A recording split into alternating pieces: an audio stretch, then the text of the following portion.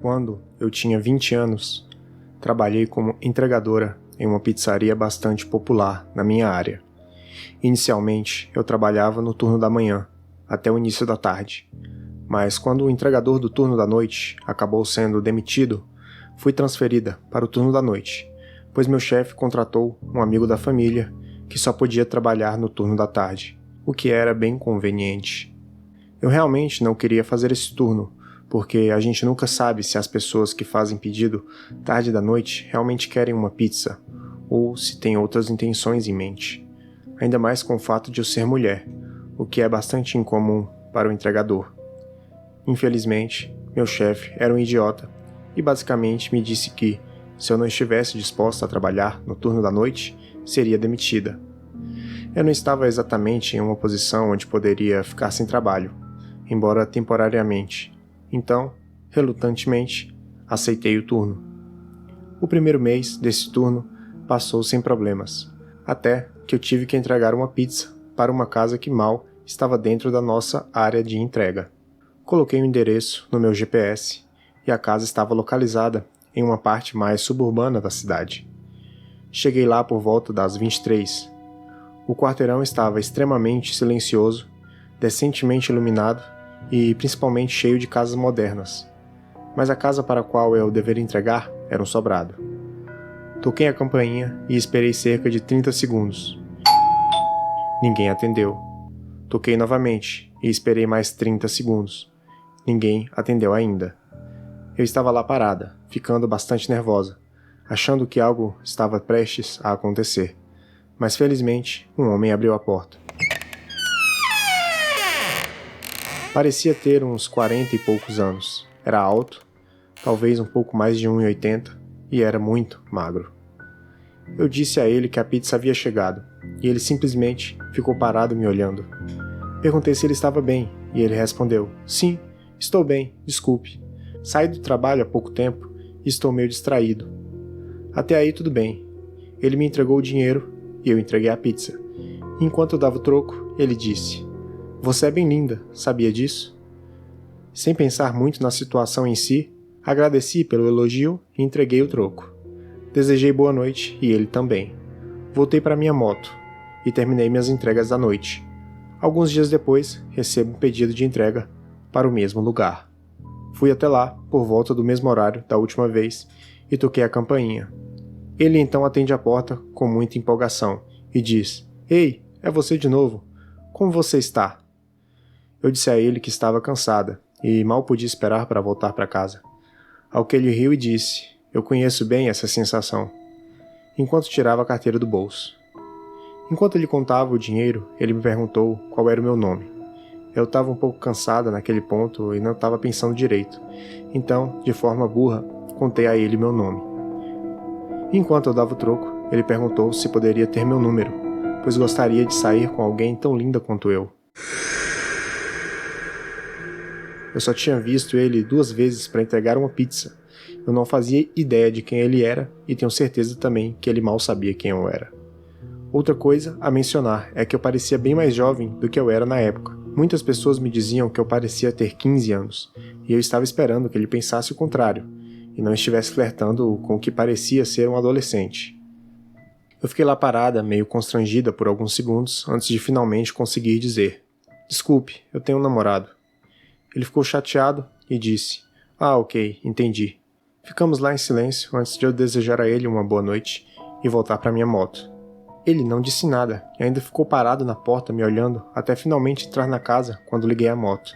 Tive uma sensação bem estranha com esse cara e até comentei com meus colegas de trabalho e eles concordaram que era bem estranho, exceto pelo meu chefe, que ouviu tudo e alegou que eu estava inventando histórias e tentando ganhar simpatia por ter que pegar o turno da noite. Uma semana depois, recebemos um pedido do mesmo cara novamente, e é aí que as coisas finalmente se transformaram em algo de filme de terror. Cheguei a casa por volta das 11h30, e vale ressaltar que, da minha perspectiva na estrada, parecia que nenhuma luz naquela casa estava acesa. Fui até a porta da frente com a caixa de pizza nos braços. À medida que eu me aproximava da porta, ela se abriu rapidamente e revelou o homem, mas dessa vez ele estava usando um terno, e eu dei um pulo para trás. Ele riu e disse: Desculpa se te assustei, te vi pela janela e achei melhor abrir a porta agora, para você não ter que tocar a campainha. Eu estava ficando assustada porque, como mencionei antes, não havia luzes acesas na casa. Então ele estava sentado no escuro o tempo todo? E se sim, por quê? Eu ri de nervoso e disse que estava tudo bem. Ele me perguntou se eu gostei do terno dele, e eu respondi que sim. Então ele me perguntou: você gostaria de sair comigo hoje à noite? Eu mais uma vez disse a ele que tinha um namorado, ao que ele riu, se aproximou de mim e disse: querida, não tem como uma garota da sua idade estar em um relacionamento sério. Se você sair comigo, eu vou te mostrar como um verdadeiro homem trata uma garota. Ele pegou a caixa de pizza de mim e a jogou de lado, pegando os meus braços com força. Nesse ponto, eu estava aterrorizada e tentando não chorar de medo, o que estava me dominando. Comecei a implorar: cara, por favor, eu só quero ir para casa, não quero sair essa noite. Ele simplesmente ficou me olhando com a expressão mais sinistra que eu já vi no rosto de alguém e disse: eu não ligo, entre agora, vamos nos divertir. Ele começou a tentar me puxar para dentro da casa e eu estava tentando resistir o máximo que eu podia. Depois de um pouco de luta, ele soltou um dos meus braços e começou a pegar algo no bolso. Fiz algo que até hoje agradeço por ter funcionado. Enquanto ele fazia isso, usei o braço que estava livre para socá-lo o mais forte que eu pude no estômago. Isso o deixou atordoado por alguns segundos, e ele afrouxou o aperto no meu braço, o que me permitiu escapar. Corri rapidamente para minha moto, e enquanto subia nela, ele correu na minha direção e tentou me puxar para fora, segurando a faca no outro braço, e perguntou por que eu estava sendo tão difícil. Rapidamente vi que na caixa que eu levava as entregas tinha um compartimento ao lado com as bebidas dos pedidos. Então peguei uma lata de refrigerante que tinha ali e joguei nele. Felizmente consegui acertar a cabeça dele e ele me soltou.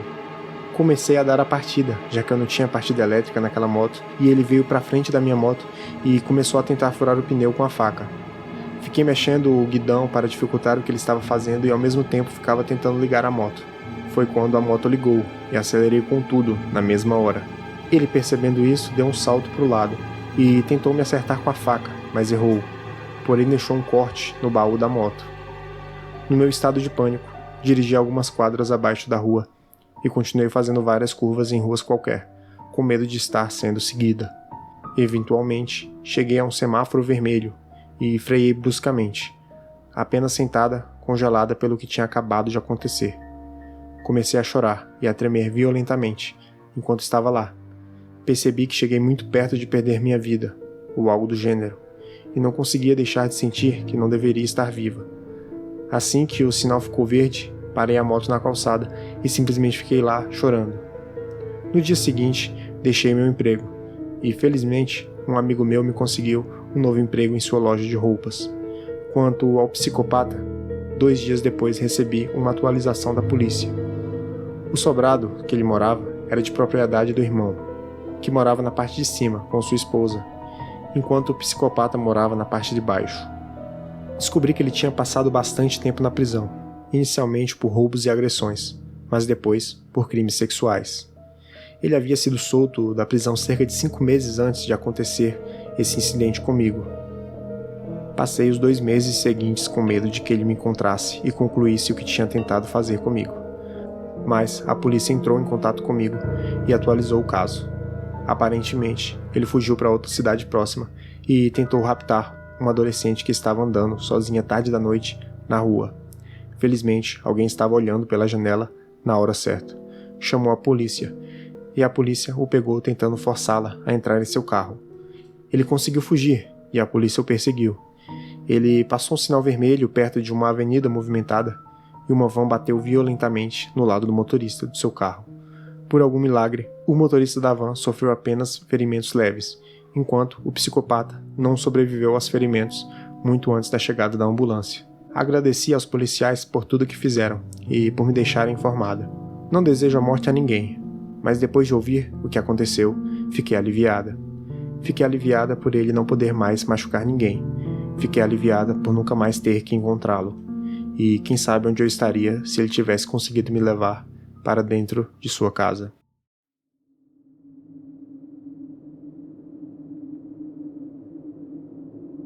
Eu sou entregador de pizza há um bom tempo, e normalmente fico preso em um turno ruim, das 4 da tarde às 2 da manhã. Eu moro em uma cidade pequena do interior, então só temos cerca de um assassinato por ano na nossa região. Bem, no mês passado tivemos 3 assassinatos seguidos, e nós entregadores ficamos mais alerta para o que acontecia. Mas, bem, nós geralmente só dirigíamos pela cidade a noite toda, então não era nada para se preocupar demais.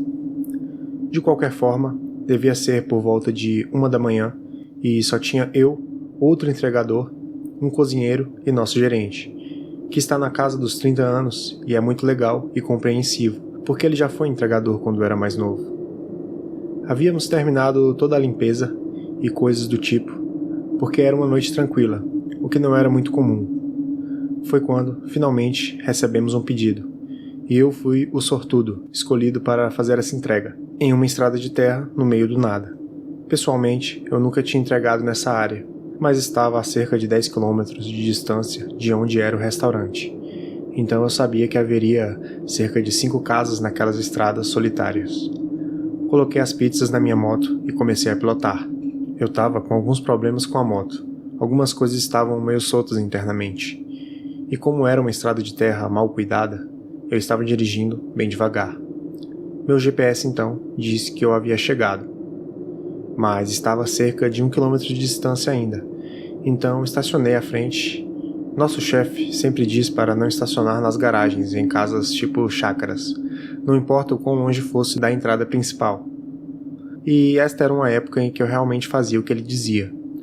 Peguei a pizza, a maquininha e fui até a porta. Era uma longa entrada, e o que foi ruim é que eles tiveram a audácia de deixar todas as luzes de fora e de dentro da casa apagadas, o que deixou o local meio assustador. Mas provavelmente estavam apenas assistindo a um filme, pensei, o que não seria incomum nesta hora da noite. Cheguei à porta e bati. Nada. Ótimo, uma viagem de quase 10 quilômetros para nada. Bati novamente e comecei a me sentir desconfortável. Foi quando ouvi o som fraco de alguém ou algo se aproximando. Vinha de algum lugar ao lado da casa, que eu não podia ver. Estava ficando um pouco nervoso e decidi que era hora de voltar para minha moto. Não queria voltar ao restaurante de mãos vazias, então quando cheguei à moto, decidi ligar para o cliente e ver se eles estavam apenas dormindo.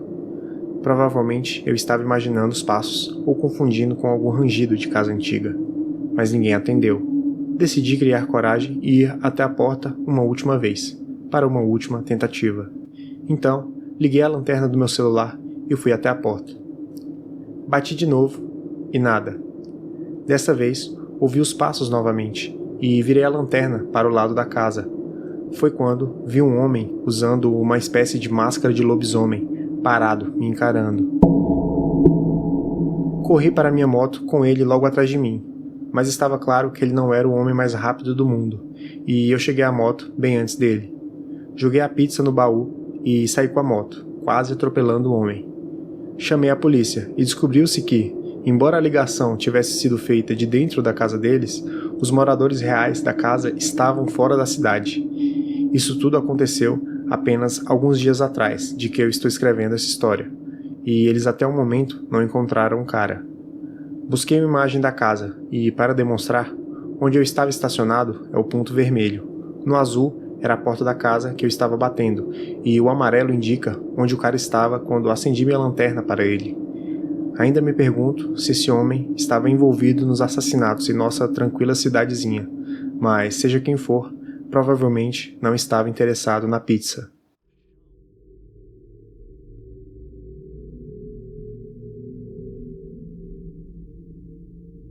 Para contexto, eu moro em uma cidade grande. Na época estávamos na pandemia e meu carro estava passando por vários problemas, o que me impedia de sair para comprar comida e o que me levou a usar mais aplicativos de entrega em geral. Então, um dia, por volta das 21h, decidi pedir algo para jantar, depois de fazer muita limpeza em casa. Fiz o pedido pelo Uber Eats e fui assistir algo enquanto esperava a comida. Dentro de alguns minutos, o motorista aceitou o pedido e percebi imediatamente que ele estava de bicicleta. Não tinha foto de perfil, nem entregas anteriores registradas. No começo, não me alarmei. Estava quase achando engraçado, tipo, nossa, acho que sou a primeira cliente dessa pessoa.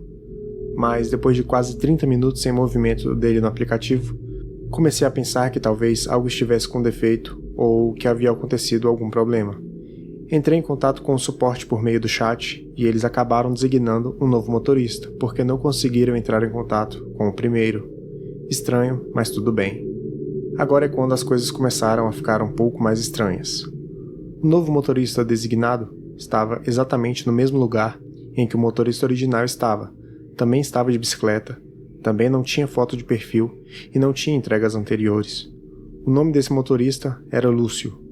Deixei mais 20 minutos passarem sem movimento do motorista, antes de mandar uma mensagem para ele mesmo dizendo: Oi, algum problema com o pedido? O aplicativo mostrou que o motorista viu a mensagem, mas não houve resposta. Nesse meio tempo, verifiquei se o Uber Eats estava enfrentando problemas e parecia estar normal. A essa altura, embora estivesse definitivamente intrigada, estava principalmente com fome. Então, entrei em contato com o suporte novamente para solicitar assistência. Eles reatribuíram o motorista e pediram desculpas pelo inconveniente. A mesma história. Também tentaram entrar em contato com o motorista e não tiveram resposta. Mas as coisas não mudaram. O terceiro motorista estava no mesmo cenário. Mesmo local, de bicicleta, sem foto de perfil e sem entregas anteriores. Só que dessa vez, o nome era Roberto.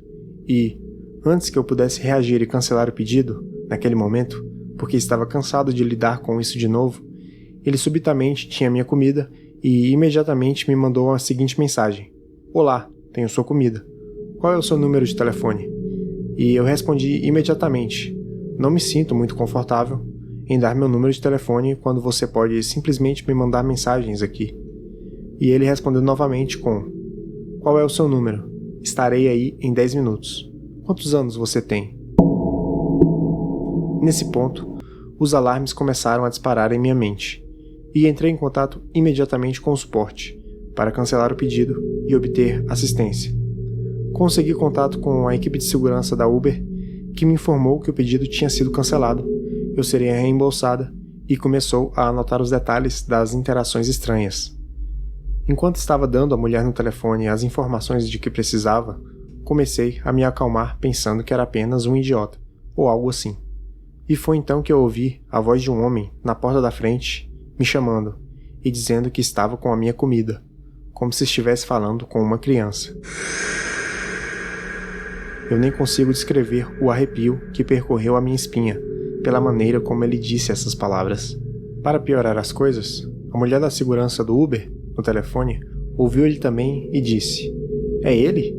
Mas nós cancelamos o pedido. A porta da casa estava aberta, mas o portão que ficava um pouco na frente, de metal, estava trancado, mas permitia que nós nos víssemos.